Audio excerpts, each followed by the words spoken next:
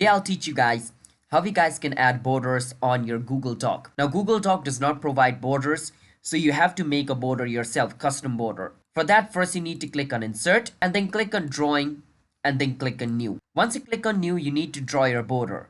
So click on this little arrow over here and choose line. Once you do that, click on shape over here and choose shapes and choose a square shape. Once you choose a square shape, draw a square shape over here, the size of your page. I mean like the shape of your page. Once you draw a square shape over here, click on this little option and you can choose whichever color you want. But I want the color to be white, so I will choose white.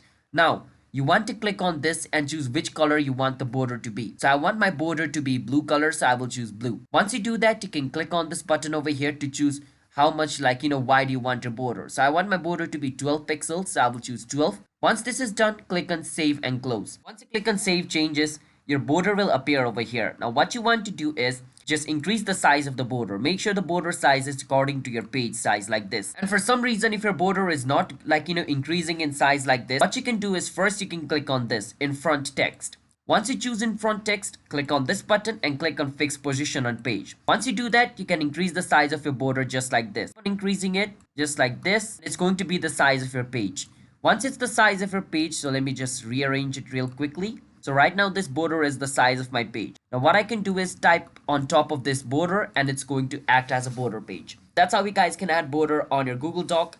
If you guys found our video helpful, hit the subscribe to our channel. One step. I'll see you guys in my next video. And yeah, make sure you choose behind text as well. If you choose behind text, your text will appear at the top of it. And it's going to look just like your border, as you guys can see.